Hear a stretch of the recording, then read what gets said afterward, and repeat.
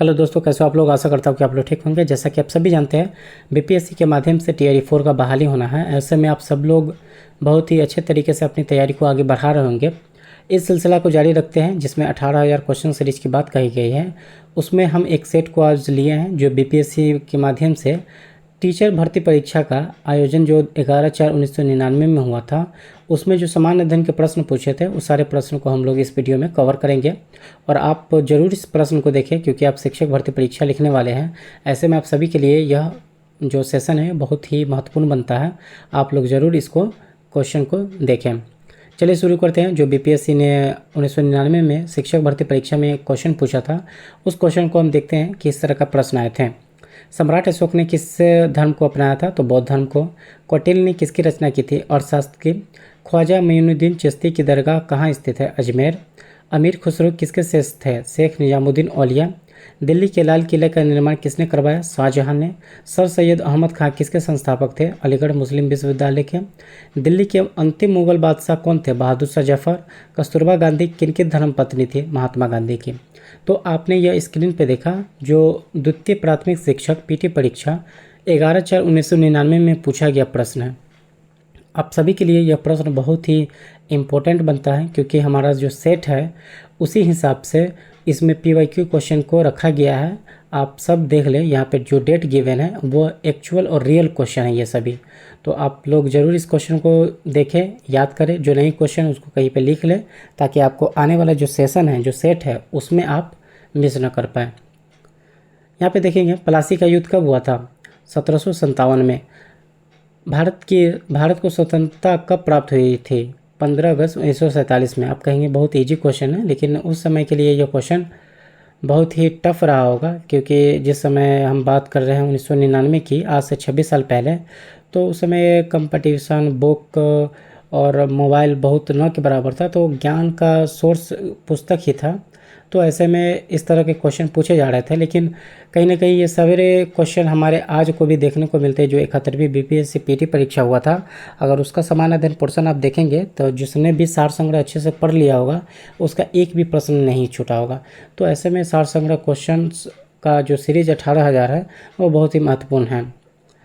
लोकतांत्रिक सरकार कैसी शासन व्यवस्था होती है? इसमें समान नागरिकों की भागीदारी होती है। बड़े नगरों में स्थानीय स्वशासन की संस्था क्या कहलाती है? नगर निगम। पंचायत समिति के प्रशासन का प्रबंध एक सरकारी अफसर करता है, उसे क्या कहते हैं? उसका बीडीओ कहते हैं, प्रखंड विकास पदाधिकारी।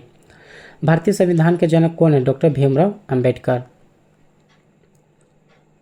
अगला सवाल देखेंगे हम। 14 वर्ष से कम आयु के बच्चों को कारखाना में काम करने पर कौन सा मौलिक अधिकार का उल्लंघन है? शोषण के विरोध अधिकार। लोकसभा का कार्यकाल कितने साल का होता है? 5 साल। भारत के राष्ट्रपति के पद की शपथ कौन दिलाता है? तो chief justice of India. Bharat में अधिकांश अदृश्य बेरोजगारी किस क्षेत्र में पाई जाती है? कृषि में। 1970 से 1986 ईस्वी के मध्य भारत में कोयले के उत्पादन में कितनी प्रतिशत वृद्धि हुई है? तो 122%। भारत में उपभोक्ता अधिनियम कब पारित किया गया था? 1986 में। सरदार सरोवर बांध किस नदी पर बनाया जा रहा है? नर्मदा नदी पर। दादा साहब फाल्के पुरस्कार किस क्षेत्र से संबंधित है? फिल्म। किस राज्य में एलोरा की गुफाएं स्थित है? महाराष्ट्र। विश्व प्रसिद्ध थार रेगिस्तान किस राज्य में स्थित है? तो वो है राजस्थान। भारतीय राष्ट्रीय पशु क्या है? बाघ है। आप कहेंगे कि ये 1999 में क्वेश्चन पूछा गया है, तो आपको मैं बता दूं बीपीएससी का जो 71वीं पीटी परीक्षा हुआ था, 71वीं पीटी परीक्षा, और यह आयोजन हुआ था सितंबर 2025 में, जो आपका वर्तमान महीना चल रहा है। इस महीने में जो परीक्षा बीपीएससी ने लिया है उसमें यह क्वेश्चन पूछा था कि भारत का राष्ट्रीय पशु क्या है। तो आप समझ जाएं कि आपके लिए पीवाईक्यू क्वेश्चन जो है वो कितना रामबाण साबित होगा। तो आप लोग ज़रूर इस सेशन में जुड़ें और प्रयास करें सार संग्रह के जितने भी क्वेश्चन हैं उन सारे को पढ़ कर जाने का। श्वेत क्रांति किस चीज़ के उत्पादन से संबंधित है? तो दूध। नील नदी कहाँ गिरती है? भूमध्य सागर में।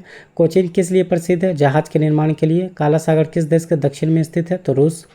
इंदिरा गांधी नहर किस राज्य में निर्मित की गई है? तो राजस्थान। हजारीबाग तथा मुंगेर किन खानों के लिए प्रसिद्ध है? माइका। भारत में आलू कौन लाए थे? पुर्तगाली। एक वस्तु का जड़त्व की प्रत्यक्ष निर्भरता किस पर है? तो द्रव्यमान पर है।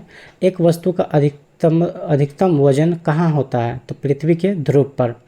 दो रेल संधियों के बीच अंतराल क्यों रखा जाता है? रेखीय विस्तार को समायोजित करने के लिए।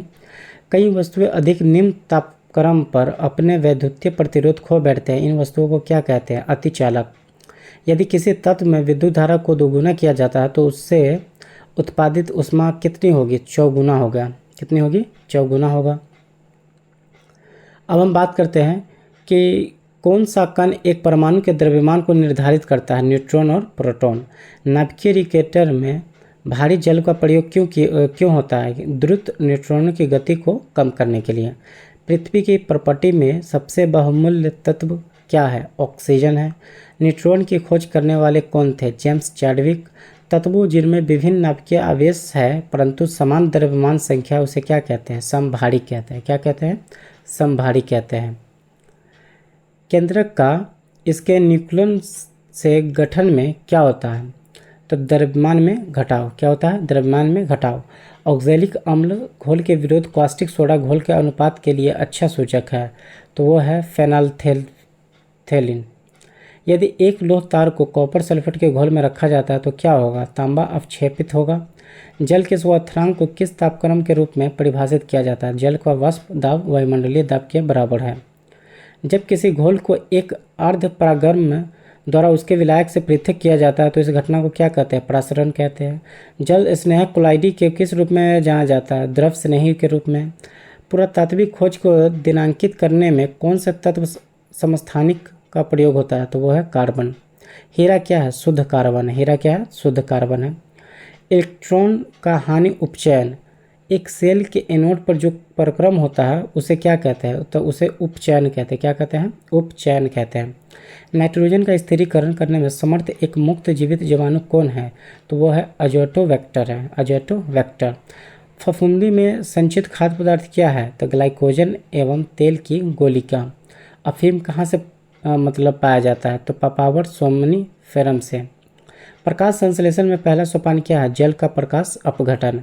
कौन ग्लाइकोलिसिस एवं क्रैब चक्र के बीच में एक कड़ी है? तो एसिटाइल सह एंजाइम। भारत में सबसे बड़ा स्पेंटेरियम कहाँ है? तो कोलकाता में है। पक्षियों का हड्डी कैसी होता है? तो वातिल होता है। मानव मूत्र में कौन सा विटामिन का उत्सर्जन होता है? Vitamin C. वहीं हम बात करें विटामिन B6 की कमी से मानव में क्या होता है? तो रक्तलापता होता है। लार परिवर्तित कहाँ से होता है? श्वेतसार से माल्टोज में। पेप्सिन किसका उदाहरण है? एंजाइम का। पित्त रस का मुख्य कार्य क्या है? वसाओं को एंजाइम द्वारा पाचन करवाना। एक स्वाभाविक मानव 1 मिनट में कितनी बार खांस लेता है? 14 से 18 बार। किसको रक्त नहीं है फिर भी श्वसन करता है? तो वह हाइड्रा है। आयोडीन के चयनात्मक संचयन कहाँ होता है? तो थायराइड में होता है। कहाँ होता है? थायराइड में होता है। तो यह था बीपीएससी द्वितीय प्राथमिक परीक्षा पीटी परीक्षा में पूछे गए प्रश्न, जो आप सभी के लिए बहुत ही महत्वपूर्ण बनता है। आप लोग ज़रूर इस क्वेश्चन को देखें, याद करें और प्रयास करें कि TR4 में आप अपना एक सीट पक्का कर सकें।